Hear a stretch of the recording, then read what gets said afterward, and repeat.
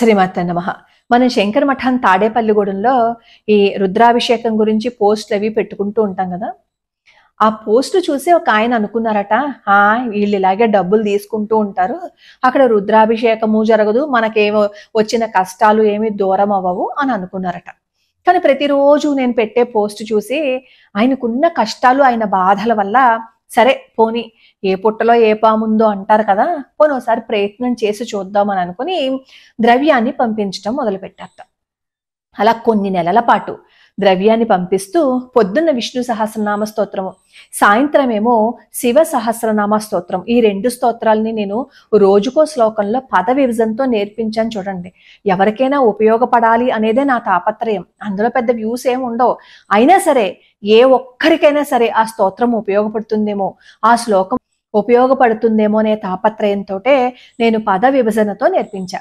ఆయన ఆ పద విభజనతోటే నేర్చుకున్నారట విష్ణు సహస్రనామ స్తోత్రము, శివ సహస్రనామ స్తోత్రం కూడా నేర్చుకుని పీడిఎఫ్ తీసుకుని పొద్దున్న సాయంత్రం చేస్తూ ప్రతి మాస శివరాత్రికి ఈ శంకర మఠంలో ఆయన అభిషేకం చేయించుకోవటంతో పాటుగా ఈ కార్తీక మాసం నెల్లాళ్ళు తప్పకుండా ఒక్కరోజు కూడా తప్పకుండా శంకర మఠానికి వచ్చి స్వామివారిని దర్శనం చేసుకున్నట్ట. ఆయన నాకు రాశారు, ఇంకిది నా వల్ల కాదు, దీని నుంచి నేను బయట పడలేనేమో అని అనుకున్నానమ్మా, అలాంటి సమస్య నుంచి నేను బయటపడ్డాను, అసలు మార్గం కూడా కనిపించదు అని అనుకున్న పరిస్థితుల్లో అమ్మవారి పాదాలు పట్టుకున్నాను, పూర్తిగా అమ్మవారికే నేను వదిలేశాను, స్వామివారికే వదిలేశాను, నేను ఆ కష్టం నుంచి బయటపడ్డానమ్మా అని రాశారు. ఇది నిజమండి. మనం అమ్మని పాదాలు పట్టుకుంటే చాలు, అమ్మ నాకు ఆకలేస్తోందమ్మా అని అడిగాము అని అనుకోండి, మన ఇంట్లో ఉన్న అమ్మని ఏం చేస్తుంది, అయ్యయ్యో నా బిడ్డకు ఆకలేసేసింది అని చెప్పి రారా నాన్న గబుక్కుండ్రా అని చెప్పి వేడివేడి అన్నం కంచంలో తెచ్చి పెడుతుంది. మేము ఇంకా ఆలస్యంగా వస్తున్నాము అని అనుకోండి, ఏం చేస్తుంది, ఆ వేడివేడి అన్నాన్ని గబగబా కలిపేసి ఆ ఫుఫ్ అని ఊదుతూ మనకు అన్నం పెడుతుంది కదా. అంటే తన బిడ్డ ఆకలికి అల్లాడిపోతాడని మన ఇంట్లో ఉన్న అమ్మ, అంటే మనకి జన్మనిచ్చిన అమ్మ ఎలా అయితే చేస్తుందో, ఆ జగజ్జనని పాదాలు పట్టుకొని తల్లి నేను భరించలేకపోతున్నాను అంటే ఆ తల్లి మనకు వచ్చిన కష్టం నుంచి బయటపడేదా చెప్పండి. నమ్మండి, నమ్మి పాదాలు పట్టుకోండి. పాదాలు పట్టుకున్న తర్వాత ఇంక వదలకుండా ఉంటే అమ్మ అనుగ్రహం కలుగుతుంది. అలా ఎంతమంది నాకు కామెంట్లో పెడుతూ ఉంటారో, ఎంతమంది నాకు మెయిల్స్లో చెప్తూ ఉంటారో. ఇదంతా నేను ఎందుకు చెప్తున్నాను అంటే, రేపు కార్తీక మాసం చివరి సోమవారం. ఈ కార్తీక మాసంలో ఈ నెల్లాళ్ళు ఏమి చేయలేకపోయినా, అంటే ఉపవాసం ఉండలేకపోయినా, దీపారాధన చేయలేకపోయినా, శివాలయానికి విష్ణు ఆలయానికి వెళ్ళలేకపోయినా, రుద్రాభిషేకం చేయించుకోలేకపోయినా, కనీసం ఈ చివరి సోమవారం, ఈ చివరి 4 రోజులైనా సరే నదీ స్నానం చెయ్యండి. ఒకవేళ నదీ స్నానం చేసే వీలు లేకపోతే ప్రాతకాలంలోనే పొద్దున్నే లేచి స్నానం చేసేసి కాస్త అభిషేకం చేసుకోండి ఇంట్లో. ఉపవాసం ఉండాలి అని అనుకుంటే రేపు సోమవారం నాడు ఉపవాసం ఉండండి. ఒకవేళ నక్తం ఉండాలి అని అనుకుంటే కనీసం ఈ 4 రోజుల పాటైనా నక్తం ఉండండి. దాన సమర్పణ చెయ్యండి. మనం భగవంతుడికి చేసింది ఏది ఊరికినే పోదు, భగవంతుడి అనుగ్రహం మనకు ఉంటుంది. నేను ఈరోజు ఒక వీడియో అప్లోడ్ చేశాను చూడండి, భగవంతుడి కోసం నిష్కల్మషంగా బిల్వదళాలని సమర్పణ చేస్తే అతని కర్మని మహాస్వామి వారు ఎలా తీసేశారు అనేది వీడియో పెట్టాను చూడండి. మనం చేసేది ఏదైనా ఊరికే పోతుంది అనుకుంటున్నారా?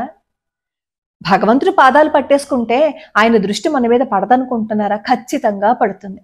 కార్తీక మాసం ఈ చివరి సోమవారం నాడు ఎవరైతే ఈ నెల్లాళ్ళు ఏమీ చేయలేకపోయామో అని బాధపడతారో కనీసం ఈ చివరి 4 రోజులు చేసే ప్రయత్నం చేయండి.